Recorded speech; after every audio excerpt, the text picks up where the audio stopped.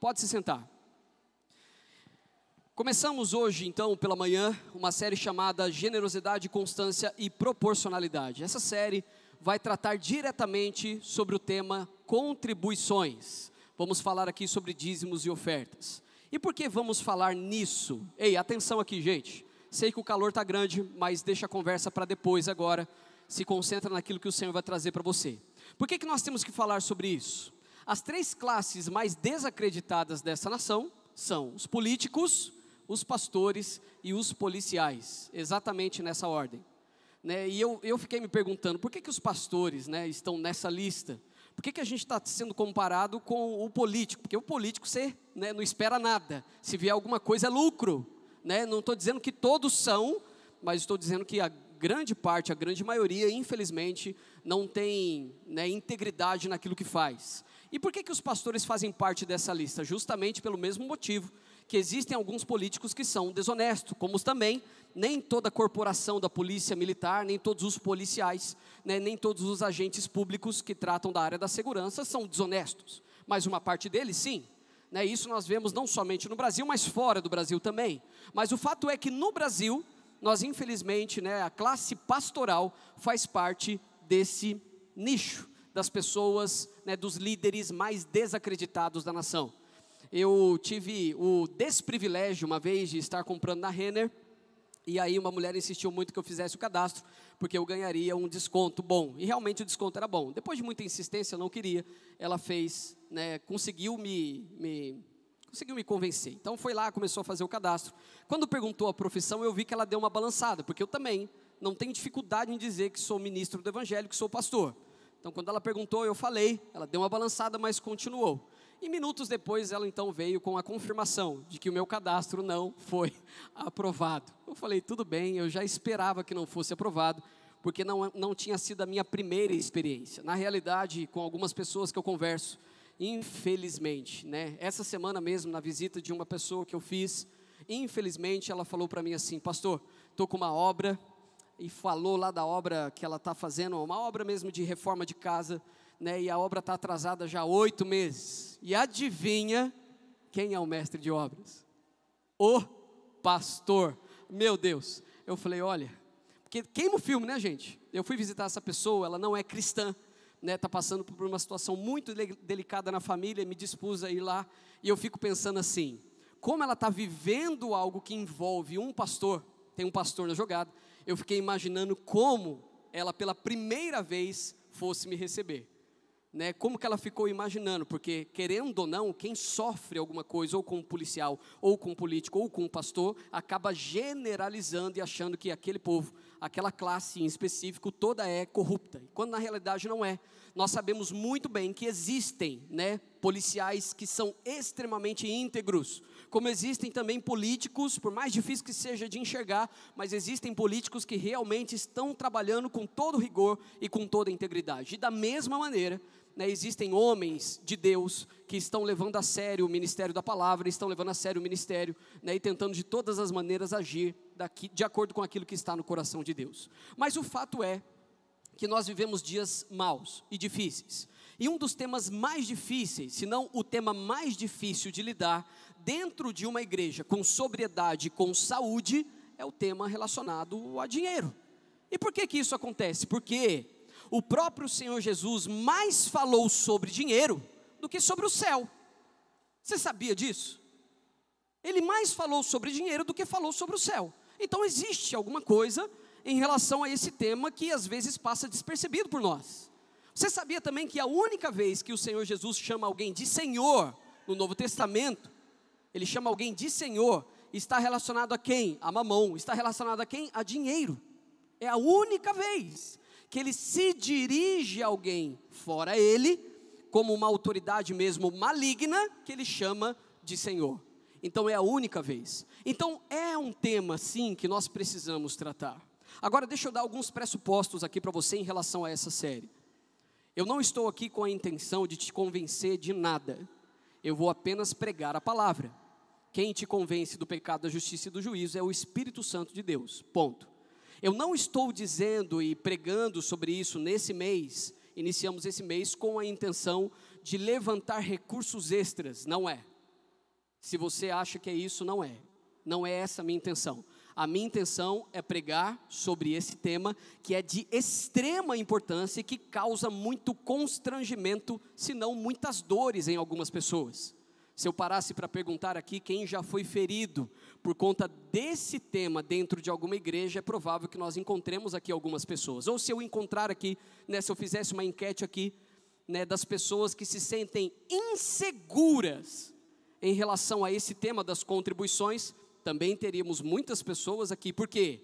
Porque o que vemos aí fora, em especial, gente, em algumas igrejas evangélicas, infelizmente, não é algo pelo qual eu gostaria de me alegrar, e nem que promovem o reino de Deus. Pelo contrário, são absolutamente infelizes aqueles que tratam esse tema de uma forma leviana.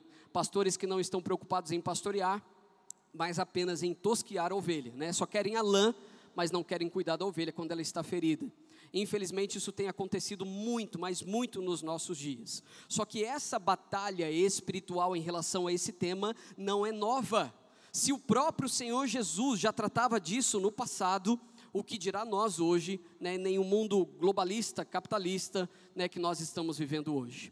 Então, pastor, qual é a verdadeira intenção quando o Senhor fala sobre esse tema, sobre este assunto?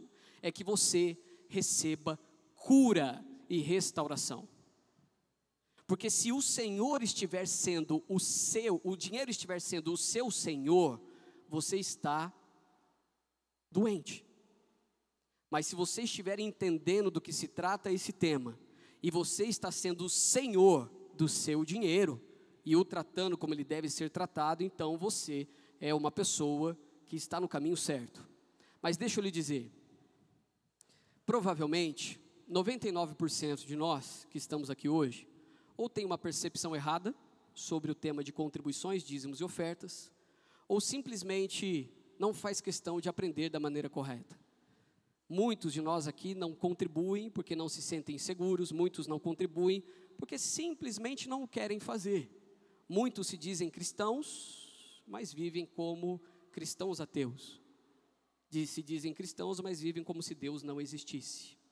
Então esse tema já deu para perceber que ele tem uma grande influência e um grande poder. E se nós soubermos exatamente o que a palavra de Deus nos diz sobre isso, com certeza encontraremos cura. Principalmente nos tempos que nós estamos enfrentando e que tudo que nós temos visto, continuaremos a enfrentar nesses próximos anos. Se você não tiver esse tema bem resolvido em sua vida, a sua fidelidade a Deus estará em jogo quando a coisa apertar. E a minha intenção é que você aprenda sobre os princípios e saia daqui renovado através da palavra de Deus. O dinheiro exerce um grande fascínio sobre o homem. A palavra de Deus trata desse assunto sem rodeios. Jesus falou mais sobre o dinheiro do que o céu. Mostrou que o dinheiro é mais do que uma moeda, é um ídolo. Jesus deu nome ao dinheiro, Mamon. No altar de Mamon muitos vivem e morrem, matam e mandam matar. Casam e descasam, corrompem e são corrompidos. Olha o que diz em Mateus capítulo 6, versículo 24. Ninguém pode servir a dois senhores, pois odiará um e amará o outro, ou se dedicará a um e desprezará o outro. Vocês não podem servir a Deus e ao dinheiro. E em Marcos capítulo 4, versículo 19 diz, mas quando chegam as preocupações desta vida, o engano das riquezas e os anseios por outras coisas sufocam a palavra, tornando-a infrutífera. Então toda fase apertada da sua vida, ela tem o poder de manter você no caminho, entendendo que Deus está no controle de tudo, ou ela sufoca a palavra que você aprendeu. O nível de maturidade é revelado quando este assunto é trazido à tona, só que ele é difícil de engolir, porque por mais que você seja piedoso em todas as outras áreas da sua vida, se você também não for piedoso nessa, existe um certo nível de infidelidade em você, do qual o Senhor deseja tratar. E por mais que seja difícil, é possível talvez você viver em uma nova fase, inclusive na sua vida cristã. Porque o dinheiro pode nos dar muita coisa, mas não pode dar as coisas mais importantes da vida. Pode nos dar uma casa. Tem muitos que têm uma casa, mas não têm um lar. Pode nos dar vestes caras, mas não um corpo perfeito. Pode nos dar remédios, mas não saúde, prazeres, mas não paz interior, aventuras, mas não um cônjuge fiel, bajuladores, mas não amigos leais, requinte, mas não alegria de viver, comida saborosa, mas não apetite, um rico funeral, mas não a vida eterna. O dinheiro tem sua limitação. E você, se porventura está pautando a sua vida nisso, eu quero te dizer que a tua vida também é limitada. Já parou para pensar? Hoje praticamente todos os influencers aí que te oferecem algo nas redes sociais, te oferecem um curso milagroso, te oferecem vendas astronômicas, né? E tudo que a gente tem visto, desses coaches que aparecem, nada contra essa profissão, tem alguns que são bem sérios mesmo, levam a sério a profissão, né? Em relação a esses, eu acho justo que eles ganhem o seu sustento disso, mas o duro é quando você encontra, né, uma gama, ou a maioria que seja, somente preocupada com o quê? Com o dinheiro. Todo lugar que você for, ou toda amizade nova que você conhecer, que estiver pautando a sua vida no dinheiro, deixe de frequentar esse lugar, e isso inclui a igreja, e deixe essa amizade, né, apenas de terceiro. Cumprimente, converse, sabe, quando você estiver junto e tal, mas não traga para dentro da sua casa para não te influenciar de uma maneira negativa. Agora, a pergunta que fica é: coitado do dinheiro, que culpa ele tem? Nenhuma. O dinheiro é neutro. Nenhuma culpa ele tem. O culpado somos nós, que em vez de tratá-lo como servo, o tratamos como Senhor. Se você participa dessa igreja, e você está servindo aqui em algum ministério, ativo, glória a Deus pela sua vida, mas quando chega o tema de contribuições, você simplesmente diz que não é para você, eu quero lhe dizer que você precisa consertar isso na sua vida, para ontem. Se você só frequenta aqui, mas quando chega esse tema chamado contribuições, também você vira o rosto, e a tua dica, né, a tua fala para Deus é: Ele vai me entender. Só que isso já se arrasta ao longo dos anos. Ele vai me entender das duas uma. Ou você está muito errado e precisa consertar a sua vida, ou o Deus que eu prego aqui todo domingo não é o mesmo Deus que vai passar um pano na sua vida. Então tem alguma coisa aí que não está batendo. Tem alguma coisa que precisa ser consertada. E meus irmãos, essa é a realidade nossa.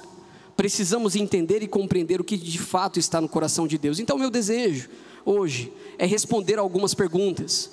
E respondendo a essas perguntas, eu quero que você tenha a segurança de refletir sobre este tema. Mais uma vez, não quero te convencer de nada, não é minha intenção. Esta igreja pertence ao Senhor Jesus Cristo, e é a Ele que eu vou dar conta. Da mesma maneira que Ele nos colocou aqui, Ele há de nos sustentar. E se porventura acontecer em alguma época da gente não conseguir fechar as contas, não tem problema. A gente sai daqui, vai para um outro lugar. A gente dá um outro jeito, porque o principal é Ele ser adorado, até que todo mundo possa compreender a sua parte nesse processo, chamado vida cristã. Agora eu quero responder algumas perguntas. Por quê? Porque pergunta é o que move o mundo. Não são as respostas, são as perguntas. Quando você tem uma pergunta do tipo: para que eu nasci? Por que eu estou nesse mundo? Você começa a se movimentar para encontrar a resposta. E é provável que você encontre em Cristo Jesus a resposta que você necessitava. Thomas Edison, quando foi inventar a lâmpada, provavelmente ele teve uma pergunta: por que esse povo, quando escurece, tem que ficar no escuro? E a resposta a essa pergunta, o que foi? Ele foi o inventor da lâmpada que nós hoje usamos e abusamos dela, né? Graças a Deus. Então sempre existe uma pergunta que precisa ser respondida. E perguntas que não são respondidas, ou porque a soberania de Deus não quis te revelar, ou porque simplesmente você não procurou na fonte certa. A minha intenção aqui, eu elenquei as principais perguntas ou afirmações acerca deste tema das contribuições. Talvez, no meio disso você pegue e diga: não, eu sempre tive essa dúvida aí mesmo, né? Por isso que eu não contribuo. Eu quero te responder as principais questões, para que em nome de Jesus você pelo menos leve em consideração uma reflexão sobre esse tema. Ao terminar a mensagem de hoje, eu não vou fazer novamente um momento de dízimos e ofertas aqui na igreja. Nem hoje e nem nas próximas semanas. Eu não estou tratando aqui com crianças, estou tratando com pessoas adultas. Então, se você fizer simplesmente na emoção, estamos acabados. Eu quero que você tenha um claro entendimento, porque daí no claro entendimento e num compromisso que você assume com Deus, você permanece. Então o momento de ofertório já passou, teremos agora no culto da noite, e teremos na semana que vem, e na quarta-feira no culto de mulheres. Mas vocês nunca vão ver nenhum puxadinho de ofertório, nem em pequeno grupo e nenhum outro lugar. A intenção é que a igreja compreenda, amadureça-se na palavra, e a partir daí assuma um compromisso com Deus. Não com o homem, mas com Deus acerca da sua vida espiritual. Então por que devemos ser fiéis? Por quê? Tudo que a palavra ensina, tudo que a palavra de Deus ensina traz vida. Todos os princípios, se aprendidos e praticados da maneira correta, podem gerar vida na pessoa que vive. É muito comum que a conversão do bolso de um cristão se dê depois ou muito tempo depois de sua verdadeira conversão a Cristo. Eu diria até que alguns frequentam a igreja, mas ainda não passaram por todo o processo de conversão. Talvez essa seja a tua realidade, mas ao mesmo tempo que talvez essa seja a tua, existe a realidade agora que você pode tomar uma decisão correta. E mostrar para os seus filhos também que eles precisam ir no mesmo caminho. A Sarinha essa semana completou 11 anos de vida. E ela recebeu uma oferta de uma irmã no dia do aniversário dela. Aí ela falou para mim: papai, eu ainda não gastei, mas eu quero dar o dízimo primeiro. Como que eu faço? Eu falei: é 10%. Porque daí você já trabalha matemática com ela também, né? 10%, fez as contas, chegou no valor. Falou: pô, mas eu não tenho como dar esses 10%. Eu falei: por que não? Porque senão só tem uma nota aqui, como que eu vou dar 10%? Eu falei: então tem que trocar. Ah, então vamos trocar. Vamos trocar esse dinheiro para você dar o seu dízimo desse dinheiro que você recebeu.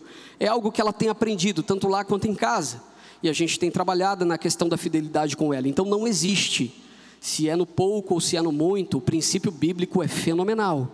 Porque ele vai tratar de generosidade, proporcionalidade e constância. Contra essas coisas não existe desculpa. Então vamos lá, as perguntas, porque tem bastante coisa aqui que eu quero compartilhar com você. Eu não sou dizimista, porque o dízimo faz parte da lei cerimonial, e esta foi abolida na cruz. De todas as críticas feitas à doutrina do dízimo, talvez a mais frequente seja essa: o dízimo faz parte da lei cerimonial e esta foi abolida na cruz, logo estou desobrigado de ser dizimista. Mentira. Sabe por quê? Porque o dízimo veio antes da lei. 400 anos antes da lei de Moisés, o dízimo foi instituído por Abrão, que outrora, veio se chamar Abraão. Então ele teve um encontro ali com o sacerdote da ordem de Melquisedeque em Gênesis capítulo 14, e logo depois disso ele toma uma decisão de dar o dízimo de tudo. Então a instituição do dízimo é antes do templo, é antes do sacerdócio, é antes das tábuas da lei, é antes do Levítico, é antes do Deuteronômio. Então aqui, essa falácia muitas vezes, onde o pessoal diz: não, agora é nova aliança, agora é a vida com Jesus, agora é pós-sacrifício de Cristo. Ok, eu compreendo o que você está dizendo, mas agora não lhe faltam informações. Se você não está dando dízimo por conta dessa sua suposição, eu estou colocando ela por terra agora. Ela não existe, ela não é bíblica. Essa é uma interpretação errônea, feita por gente que não lê a Bíblia, que de alguma maneira tenta te enganar. Tome cuidado com isso, porque o que mais existe nos nossos dias também, são trechos fora de contexto que viram um pretexto. E aí a pessoa, no afã de achar que está fazendo alguma coisa correta, na verdade, se ela mesmo não tiver a leitura da Bíblia em dia e uma interpretação correta da palavra de Deus, ela acaba sendo enganada. Então estou sim incentivando você: não acredite em mim, não acredite nesses pregadores de Instagram de 30 segundos, leia a Bíblia. E se lá você encontrar algum caminho de que eu realmente estou viajando, eu quero saber, venha falar comigo, eu tenho abertura para isso. E se eu estiver ensinando algum tipo de heresia à igreja, eu não terei problema nenhum em subir, pedir perdão e dizer que errei. Mas se o que eu estiver falando para você é verdadeiro, leve em consideração, medite nessa palavra. Olha o que diz em Gênesis 14, 20: bendito seja o Deus Altíssimo, que entregou seus inimigos em suas mãos. E Abrão, nem tinha mudado de nome. O nome aqui, o significado dele é pai exaltado. Quando ele se torna Abraão, ele se torna pai de multidões. Então Abrão lhe deu o dízimo de tudo. É preciso deixar claro que dízimo não é uma questão meramente financeira. Trata-se do reconhecimento de que tudo que existe é de Deus. Não trouxemos nada para este mundo e dele nada levaremos. 1 Timóteo 6, 7. Pode ficar tranquilo, meu irmão, se você é bem rico e está aqui nesta manhã, no seu culto fúnebre, eles não vão tirar o dinheiro do banco e colocar no caixão junto com você. Fique tranquilo, tá bom? Esse dinheiro vai ser provavelmente gastado ou investido por uma outra pessoa, por um terceiro. Então fique em paz.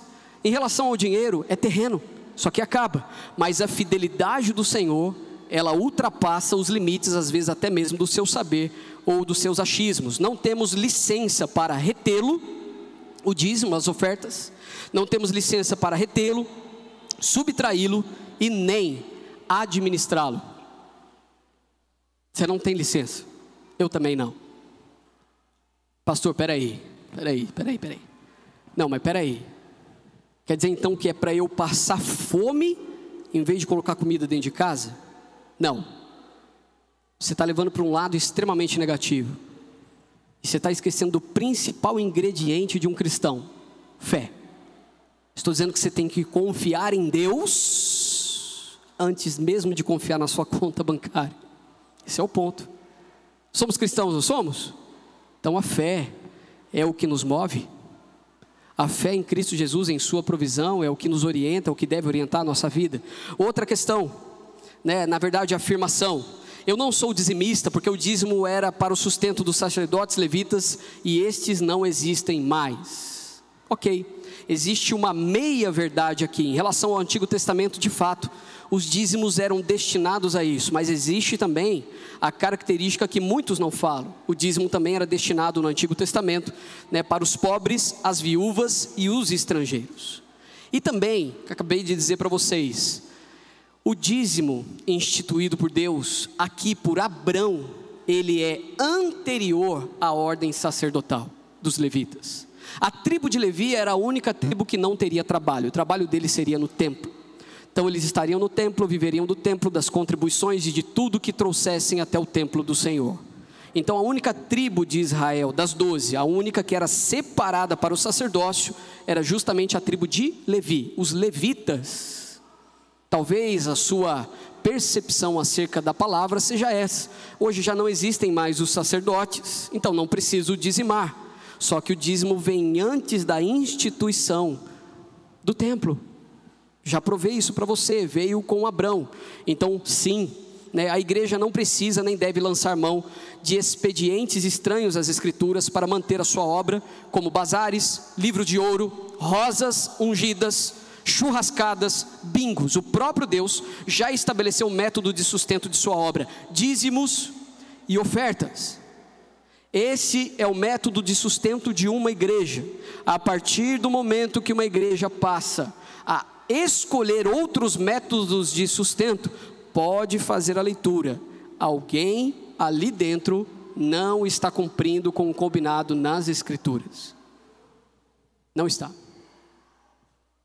Se nós fizermos aqui bazares, ou se fizermos alguma coisa para complementar o sustento da igreja, nós estaremos contrários à palavra de Deus, tanto quanto aquele que não está fazendo a sua parte, entregando as suas contribuições.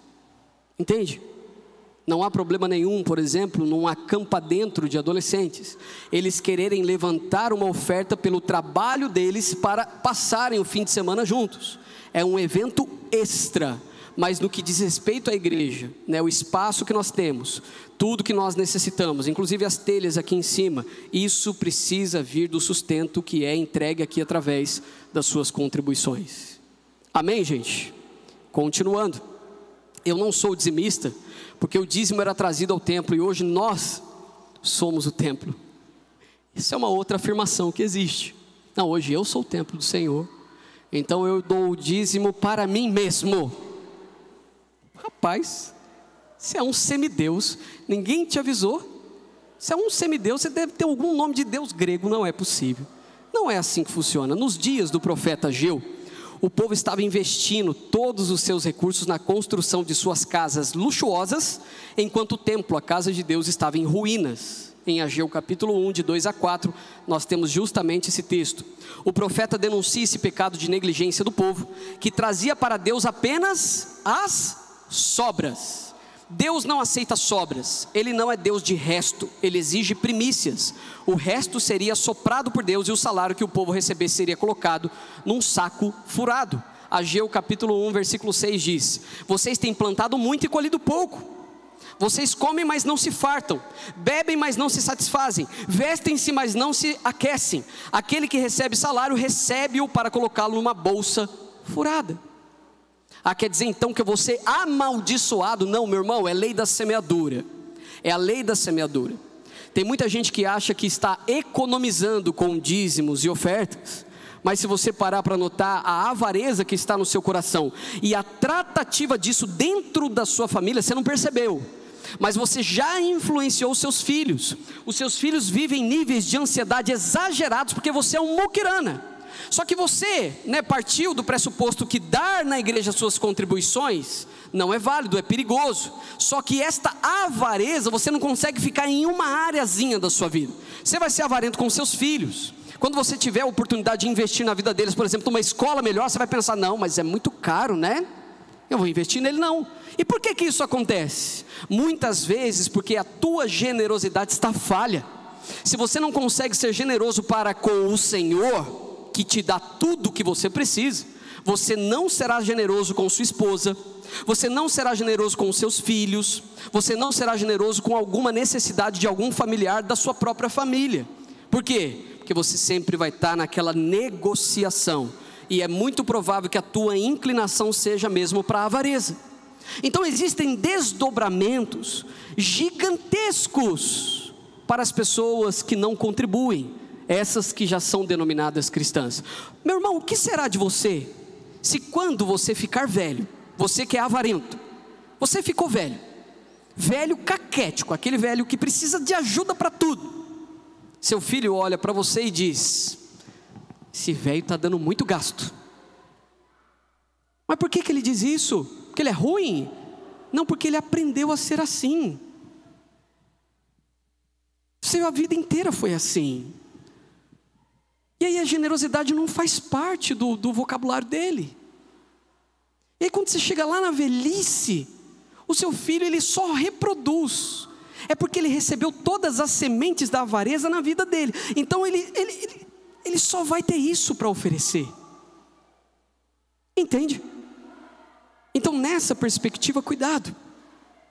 Eu não sou dizimista porque o dízimo era trazido para o templo e hoje nós somos o templo. Ageu está aqui condenando essa prática. Aqueles que dizem que a igreja primitiva não tinha templos e que também não devemos tê-los, porque é um gasto muito alto, não fazem também a correta interpretação das escrituras e da história da igreja.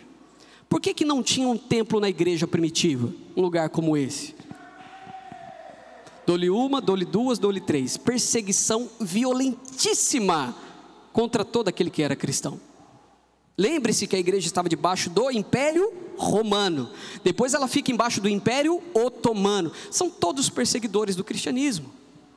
Então durante séculos realmente a igreja não teve um templo. Mas não teve porque não quis. Não teve porque não podia. Roma dava oportunidade para cada um adorar a sua entidade ou o seu Deus, mas não permitia que eles tivessem templo.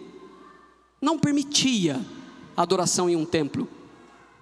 Então se tivessem um templo para se reunir, logicamente seriam perseguidos. Então talvez essa perspectiva esteja mesmo fora de contexto. E os cristãos primitivos não tinham templos porque fossem contra a construção de templos. Não porque fossem contra a construção de templos, mas porque eram impedidos pela lei romana de construí-los. Somente no século IV da era cristã é que esse embargo legal foi removido, então os templos foram construídos. E hoje nós podemos ter templos, não em todo o globo, mas aqui no Brasil ainda estamos liberados para ter. Eu não sou dizimista porque a contribuição cristã deve ser voluntária e não imposta como dízimo, ok? Então, refutando essa sua falácia, talvez você que tenha essa percepção, Mateus capítulo 22, versículo 21, o Senhor Jesus está dizendo: dai pois a César o que é de César e a Deus o que é de Deus. Deus não está dizendo, Jesus não está dizendo, dai a César o que é de César e voluntariamente dê a Deus o que é de Deus. Quando você sentir que tem que dar, tudo bem, está tranquilo, esse é o ponto. Não é assim. Não é assim. Então Jesus está defendendo o quê? Tem tributo? Pague seus tributos ao homem, ao governo.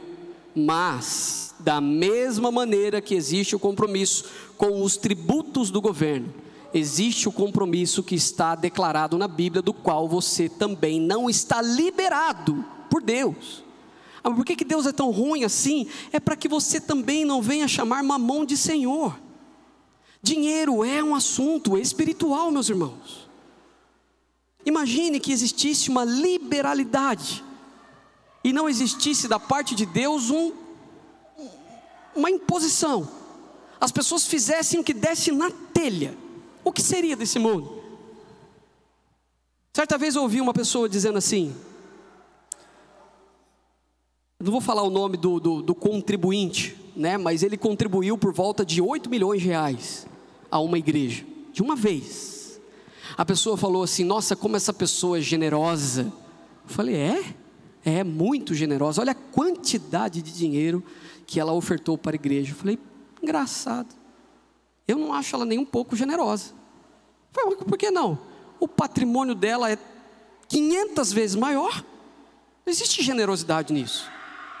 Isso aí é dinheiro de café com leite, pô, com pão na chapa para ela. Isso não é nada. Não estou dizendo que a oferta, né, não deu para fazer aquilo que a igreja, né, acabou fazendo, mas estou dizendo que generosidade é outra coisa.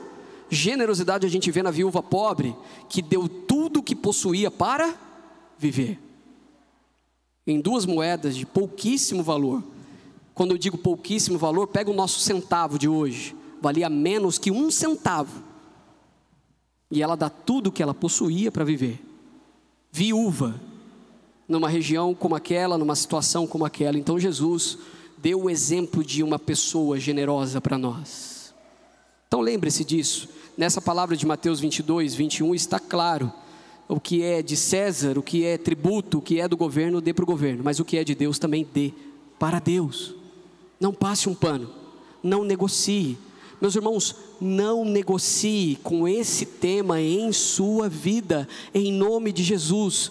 Está atrelado a este tema mais do que você imagina.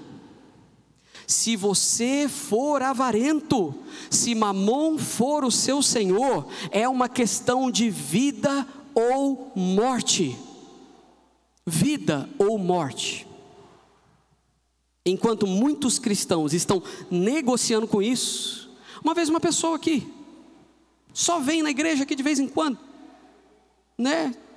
Falou assim, pastor, qual é a conta da igreja? Eu vou passar a dar o meu dízimo aí.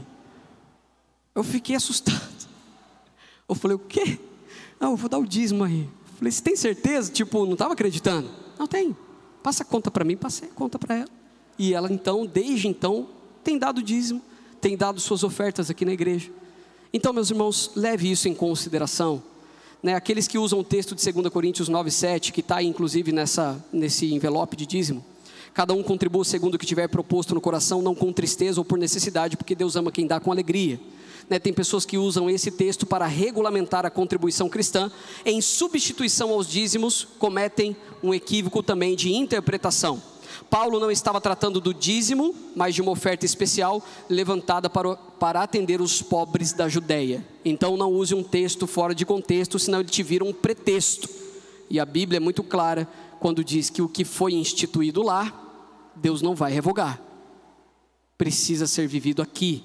Eu não sou dizimista porque o dízimo tem sido usado para enriquecer igrejas e pastores. É verdade. Estou com a minha viagem marcada para Disney, saindo de lá, vou para Dubai. Depois de Dubai eu estou escolhendo um novo destino. Estou indo nem para Ubatuba, gente. Tá brincadeira, meu? É ou não é, Daniel? Puxa vida, a situação está crítica. Oxe. E de fato, tem uns que usam para o seu enriquecimento ilícito. Mas como eu disse a você, políticos, pastores e policiais, tem a classe honesta e tem a classe desonesta, é normal, né? Mas existem muitos pastores que são sinceros, que têm um trabalho sério. né, a existência de um médico charlatão não desautoriza outro médico sério a exercer o seu trabalho. Assim também, o fato de existirem pastores lobos não significam que existam pastores, deixem de existir pastores verdadeiros, que trabalham com integridade e transparência. Agora, qual deve ser a conduta do pastor? Porque de fato, isso daqui é algo que chama muita atenção nos nossos dias, né? Você vê o pastor andando lá com o seu carro ultra mega blaster importado, a Alexa fica fichinha perto de um carro desse, né? Impressionante, eu moro numa mansão e está lá o membro passando necessidade. Eu não vejo sabedoria nisso. Na minha perspectiva humilde, se você encontrar algum pastor rico, que só viva do ministério, ele está roubando a Deus. Se for um pastor rico que tem o ministério, mas também trabalha fora, não há problema algum. Mas se ele só viver do ministério, tem algo de errado aí. Se cutucar, o cheiro vai ser péssimo. Pastor, né, que vive do ministério, não nasceu, né, para exercer o ministério e ficar rico. Não nasceu para tosquear a ovelha, arrancar a lã que ela tem a oferecer e dar um chute nela e simplesmente deixá-la de lado. Não existe essa possibilidade. Então, se você participa de um lugar que você tem visto esse tipo de coisa, fuja. Pastores são homens chamados por Deus para apacentar os cordeiros de Cristo, pastorear as suas ovelhas. Devem amar a Cristo e não o dinheiro. Devem cuidar do rebanho de Cristo, não explorá-lo. Devem servir as ovelhas de Cristo, não se servirem delas. O ministério pastoral não é uma plataforma de enriquecimento pessoal. O pastor deve receber um salário digno da igreja para não ter que se envolver nos negócios desta vida, como diz em 2 Timóteo capítulo 2, versículo 4.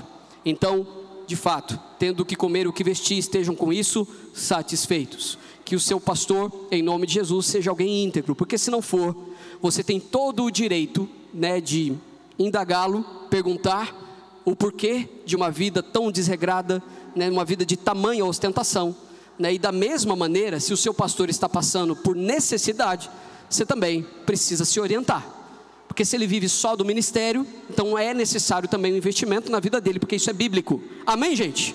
Não sou dizimista, porque o ensino do Novo Testamento é que 100% é de Deus e não apenas 10%. Esta também é uma afirmação muito frequente. De fato, tudo é de Deus. Somos apenas mordomos. É muito importante entender que o dízimo não é uma soma matemática, mas um símbolo. Não é uma cifra, mas um emblema. Quando Deus requer do seu povo a devolução de 10%, está ensinando que Ele não quer dinheiro, mas fidelidade. Fidelidade. Esse é o tema. Esse é o assunto do dízimo. Fidelidade. Seja fiel nos dízimos e generoso em suas ofertas. Fidelidade, até porque 90% que ficarem em nossas mãos também pertencem ao Senhor. Então é boa mordomia, inclusive com os 90% que estão destinados a nós. 10% na realidade, você não dá, você devolve. O verbo correto aqui não é dar, é devolver. Ele só está exigindo de você 10%.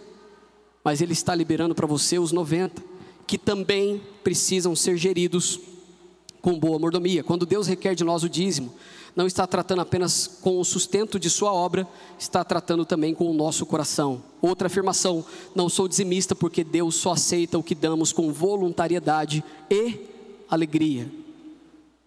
Ok. Imagine que você fez um empréstimo no banco. 30 mil reais. E aí a empresa que você abriu não deu certo, faliu, fundou. Aí chega lá no banco e diz assim: então, hoje a minha dívida com vocês, por conta dos juros e não sei o que, de juros de 2 dias, é de 80 mil reais, porque banco é terrível, né? Se deixar de pagar, ele vai te engolir. Só que é o seguinte, gente, eu sinto no meu coração que voluntariamente eu só vou pagar 1.000 reais para vocês. Faz isso com o banco. Vê se ele vai aceitar. De um empréstimo que você tenha feito lá. Você acha mesmo que isso vai acontecer? De jeito nenhum. Se a gente tem uma dívida com essas instituições humanas, e a gente rala muitas vezes para cumprir, quando você estiver com este assunto em pendência com o Senhor, não se tarde também em ser fiel a Ele. Tudo é dele.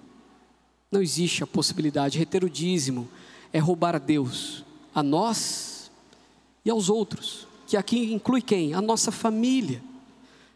Se você é um pai de família e tem roubado a Deus, a sua família vai sofrer das consequências da sua decisão. Que eu ganho é pouco, pastor, não sobra. O que eu faço com isso?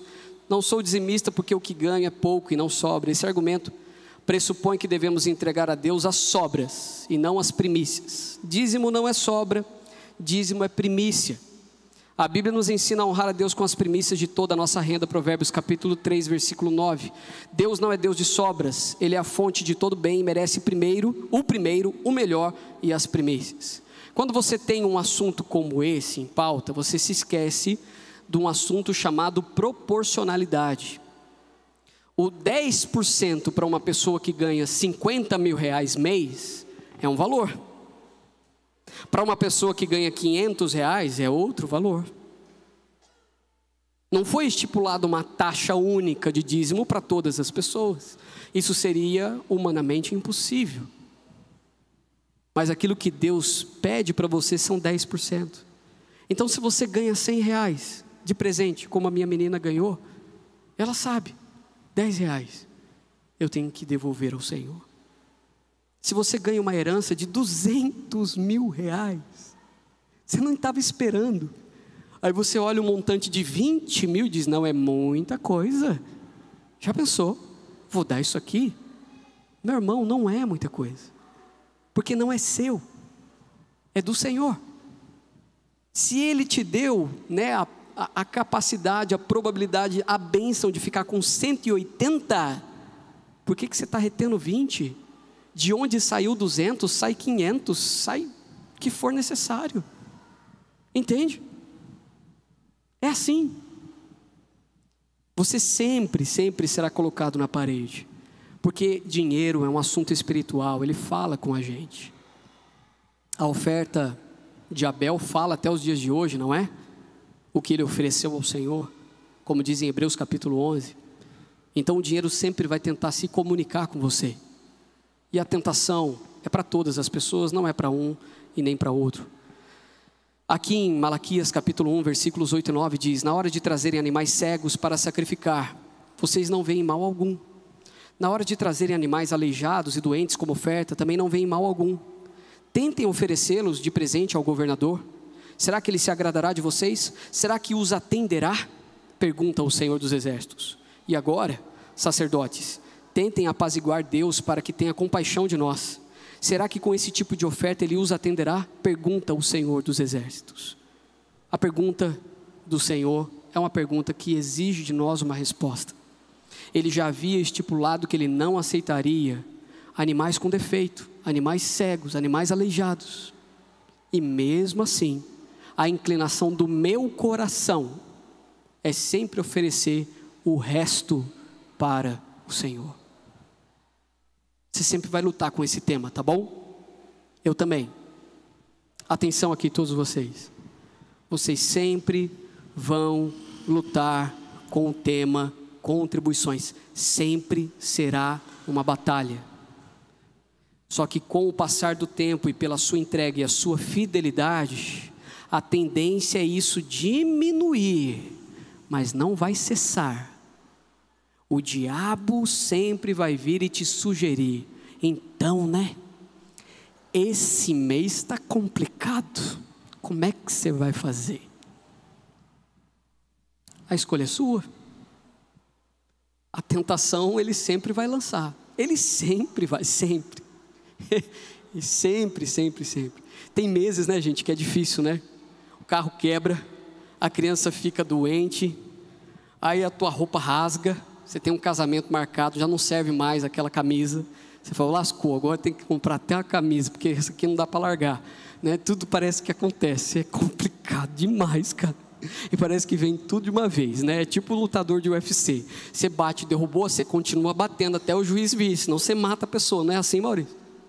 O diabo é desse jeito, te derruba. Derrubou? Não, agora a gente continua aqui até acabar com a vida da pessoa. Cuidado, meus irmãos. Eu estou alertando a igreja porque isso acontece comigo. Eu não estou dizendo de algo que eu não viva. Ah, mas você é o pastor da igreja, você é um semideus. É o seu nariz, não sou não. Sou um ser humano, não um semideus. Para mim é tão difícil quanto é para você.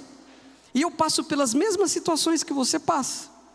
Às vezes a gente tem que ir empurrando o carro por muito tempo, que vai gerando outro problema. Por quê? Porque não tem dinheiro para aquele momento, para o conserto. E carrega, ué.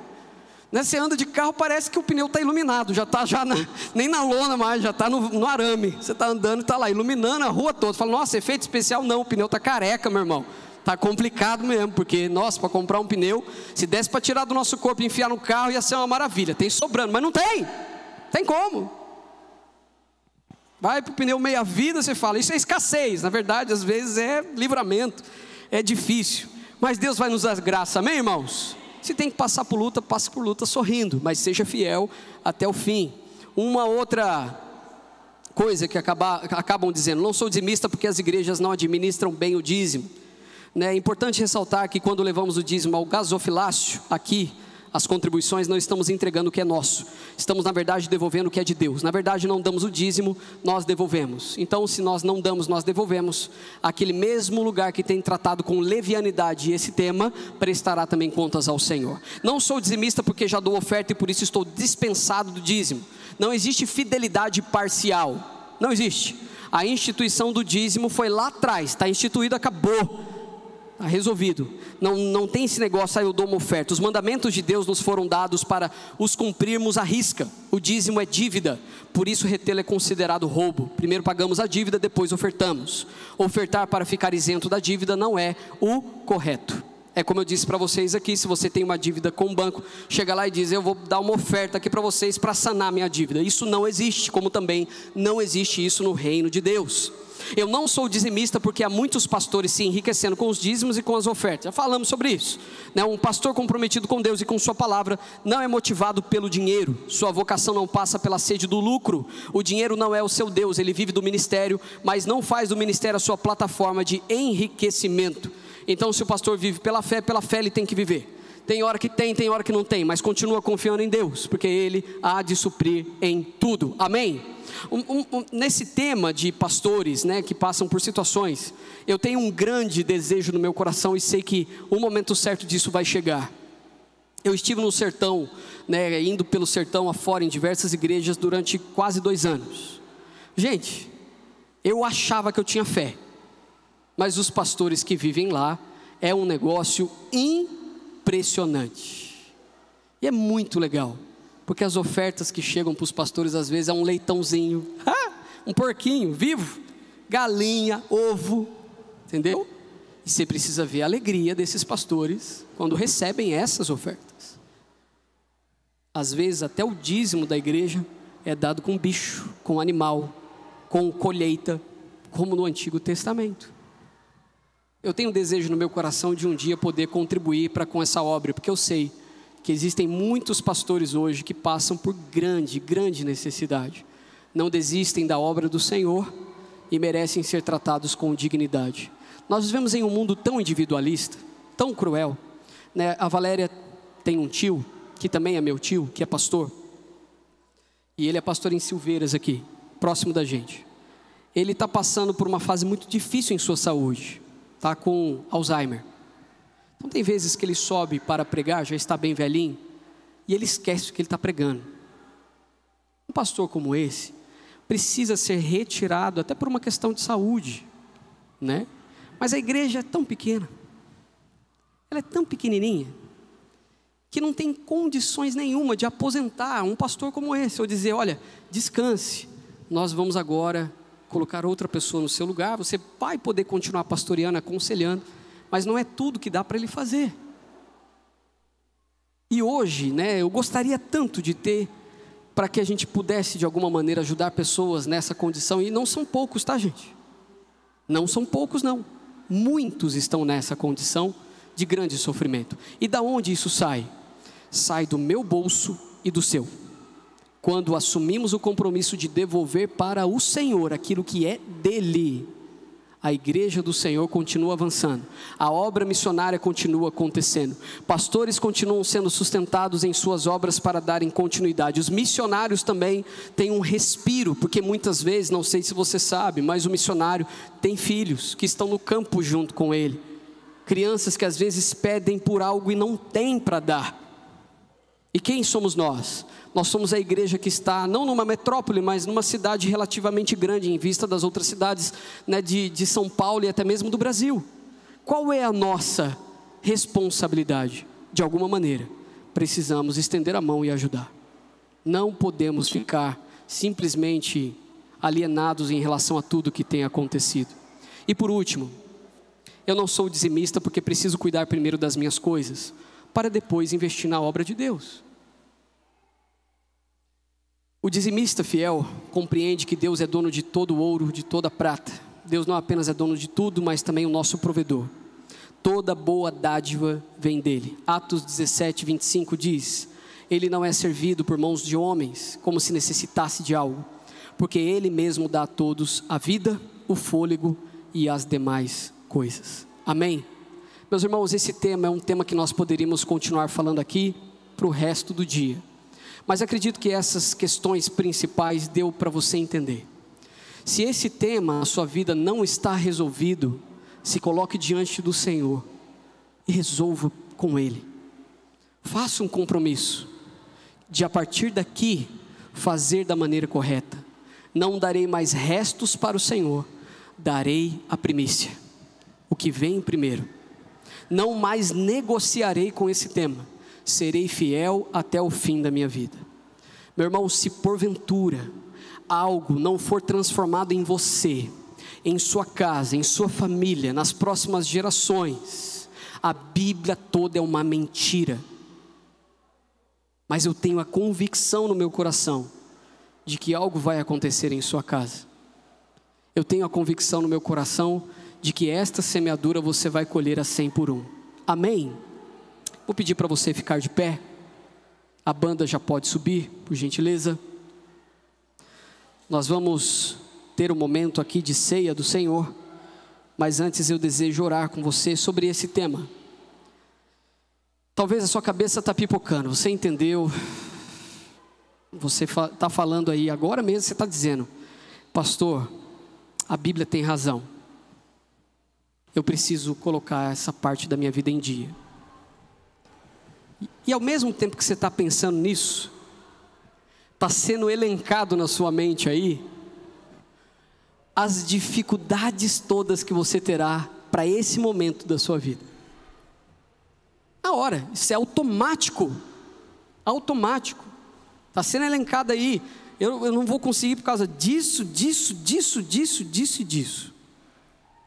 Pois bem, o que eu quero dizer para você? Priorize o Senhor. Amém? Priorize o Senhor. E Ele mesmo vai trazer o que você precisa. Ele mesmo há de te sustentar. Simplesmente resolva isso na sua vida. Como que eu faço? Né? Como que é a nossa vida em casa? Às vezes esse é palco de algumas preocupações em casa. Não vou dizer discussão, porque a gente não discute por causa disso, mas preocupa. Às vezes preocupa. A gente olha para dentro da nossa casa e olha, vamos ver quais as torneiras a gente precisa fechar aqui, porque o que é correto é correto, o que é do Senhor é do Senhor. Então a gente vai manter. A gente tem uma escala de prioridade em nossa casa. E se existe algum tipo de superficialidade, fecha a torneira. E vamos ajustando, alinhando. Gente, deixa eu dizer para você.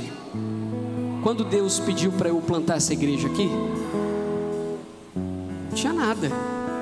Eu tinha recebido alguns convites, bons convites, financeiramente falando.